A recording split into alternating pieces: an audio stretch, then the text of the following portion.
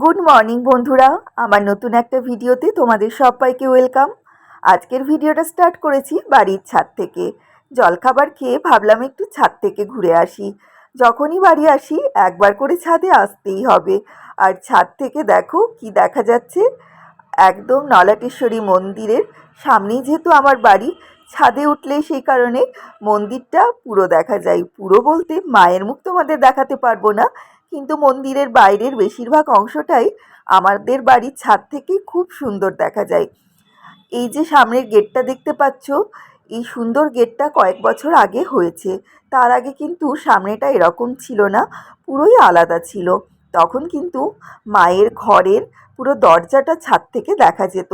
মায়ের মুখটা দেখা যেত না, কিন্তু দরজাটা দেখা যেত। যেহেতু এত সুন্দর করে গেটটা এখন হয়েছে, সেই কারণে সেইগুলো ঢাকা পড়ে গেছে। তো আর ছাদ থেকে আর একটা জিনিস দেখা যাচ্ছে, দেখো এত সুন্দর মাঠটা। ছোটোবেলায় এই মাঠে কত খেলা করেছি সে তোমাদেরকে কি বলবো।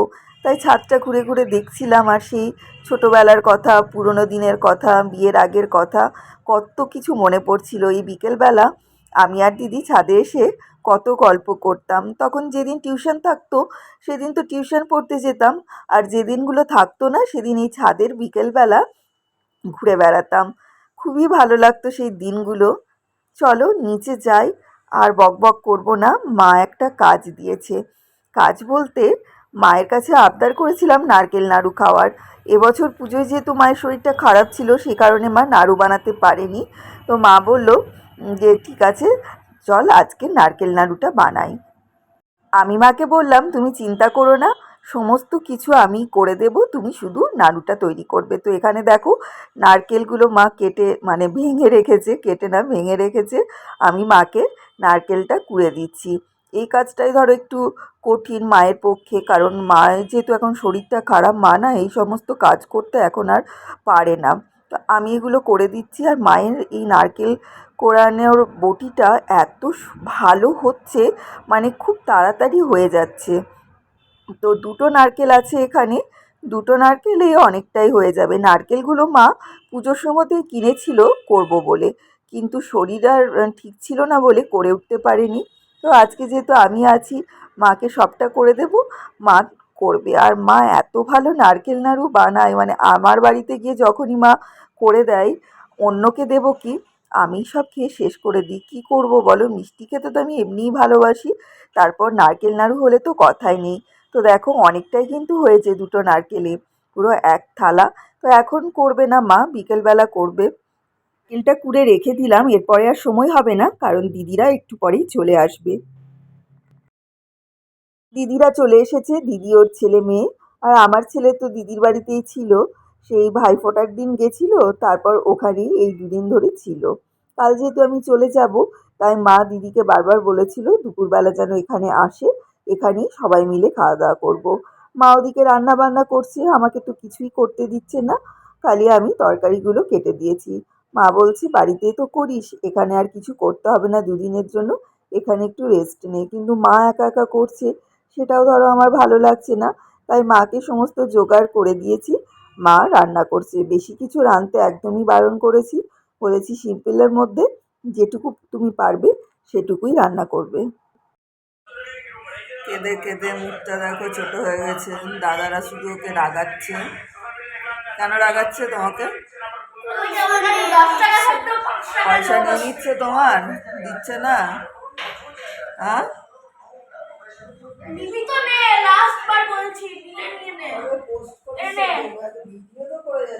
সব করেছি অর্ধেক ক্রেডিট। এখানে মা দুই নাতিকে খেতে দিয়েছে। আজকে রান্না হয়েছিল আলু ভাজা, ফুলকপি আলু দিয়ে মাছের ঝোল, ডিম সেদ্ধ। আমার ছেলে তো আলু ভাজা খেতে খুবই ভালোবাসে, তাই মানে খেতে বসে শুধু মুখে আলু ভাজাগুলোকে খেয়ে নিয়েছে। আলু ভাজা দিলে ও মোটামুটি ভাত খেয়ে নেবে, সাথে যদি তোমার একটু ডিম ভাজা কি ডিম সেদ্ধ থাকে। মা এখানে দাঁড়িয়ে এখন দেখছে ওরা ঠিক করে খাচ্ছে নাকি। দিদি ওদিকে ওর মেয়েকে খাওয়াচ্ছে। বাচ্চা তিনটের খাওয়া হয়ে গেলে তারপর আমরা তিনজনা খাবো। মা তো বাড়িতে ধরো একাই থাকে, আমি তো খুব কমই আসি। আর দিদি এখানে থাকলেও ওরও আসা কমই হয়, আসে, থাকা হয় না, চলে যায়। তো এইভাবে মানে সবাই মিলে আসাটা সত্যিই খুব কম হয়। তো মায়ের ওই জন্য খুবই আজকে আনন্দ, মানে সবাইকে নিজের হাতে খাওয়াতে পেরেছে, সেই কারণে মায়ের মনটাও খুব খুশি। খাওয়া দাওয়া হয়ে গেছে, এখন সবাই মিলে বসে গল্প করছি। আর এই দেখো আমার দিদির মেয়ে চিরুনি নিয়ে এসেছে আমার চুল আঁচড়াবে বলে। ছোট ছোট হাতে কি সুন্দর চুল আঁচড়ে দিচ্ছে, কি আরাম যে লাগছে, মনে হচ্ছে এক্ষুনি বোধহয় ঘুমিয়ে পড়বো। মায়ের এখানে নারকেল নাড়ু বানানো দেখো কমপ্লিট হয়ে গেছে, শুধু নাড়ুগুলোকে গড়িয়ে নিচ্ছে। আর যেহেতু এটা গরম অবস্থাতেই গড়িয়ে নিতে হয়, সে কারণে মা বলল আগে গড়িয়ে নিই, ঠান্ডা হয়ে গেলে আবার ঠিক করে গড়ানো যাবে না। আর আমি কিন্তু সাথে সাথে দুটো টেস্ট করে দেখেও নিয়েছি কেমন খেতে হয়েছে। এত ভালো খেতে হয়েছে সে তোমাদেরকে কি বলবো। আর এই যে কালারটা দেখছো একটু লাল লাল হয়েছে, মা বলল এটা নাকি মা দুধ দিয়েছে, সেই কারণে এরকম কালার এসেছে। মাকে আমি বলেছি আমি কয়েকটা কিন্তু নিয়ে যাব বাড়ি, বেশি না, দিদিও নেবে, মাও খাবে, সেই কারণে অল্প করেই নিয়ে যাব। এখন বাজছে 6:30, আর আমি দেখো রেডি হয়ে নিয়েছি, যাব হচ্ছে দিদির বাড়ি, ওখানে রাতটা থাকবো, থেকে কালকে সকালে ট্রেন ধরবো। তো মাও যাবে আমাদের সাথে, তাহলে মায়ের সাথেও রাতটা থাকা হবে। সকালে হয়তো 9টায় সিঁড়ি উঠেছি, হাঁপ ধরছে, 9টায় ট্রেন আমার। আর দিদির বাড়ি থেকে স্টেশনটা কাছে যেহেতু, সেই কারণে রাতটা ওদের বাড়িতে থাকলে ট্রেন ধরার না অতটা তাড়াহুড়ো থাকে না, একটু আগে বেরোলেই হয়। তো চলো বেরিয়ে পড়ি। শীতকালের রাত না, 6:30 বাজছে, কিন্তু মনে হচ্ছে অনেকটা রাত হয়ে গেল। সবাই মিলে যাব, চলো গিয়ে আবার ওখানে টুকটাক একটু কাজ আছে দোকানে, দিদির বাড়িতে লাগেজটা রেখে আবার বেরোতে হবে। চলো বেরিয়ে পড়ি, মনটা খুব খারাপ করছে। এই যে এলাম, আবার যে কবে আসবো তার কোনো ঠিক নেই। যখন এখানে আসি ভাবি যে না এবার আর এত দেরি করব না, মাঝে মাঝে চলে আসবো, কিন্তু কোনো না কোনো কারণে আসাই হয় না। চলো মন খারাপ না করে ভালো মনে যাই, ঠাকুরকে এটাই বলি যেন আবার তাড়াতাড়ি আসতে পারি। চলো বেরিয়ে পড়ি। এখানে আমার লাগেজগুলো রয়েছে, দুটোই লাগেজ, চলো নিচে এগুলো নিয়ে যাই। মা চা করেছে সেটাই খাচ্ছিলাম, মনটা খুব খারাপ করছে, ছেলেও বলছে সেটাই, যে বলো মা কটা দিন কি তাড়াতাড়ি কেটে গেল। বাড়িতে ধরো ও একাই তো থাকে, সে কারণে কোথাও যখন যায়, মামার বাড়ি, মাসির বাড়ি কি পিসির বাড়ি, ও এত মন খারাপ করে আসার সময়, মানে আমার থেকেও বেশি মন খারাপ ওর হয়। তো কি আর করা যাবে বলো, 2-3 দিন গেলে আবার সেটা ঠিকও হয়ে যায়। এখানে দিদির সাথেও গল্প যেন শেষই হচ্ছে না, ফোনে তো হয়ই, আর সামনাসামনি যখন দেখা হয় তখন যেন গল্প ফুরোতেই চায় না। চলো ঠাকুর প্রণাম করে দুগ্গা দুগ্গা করে এবার বেরোই।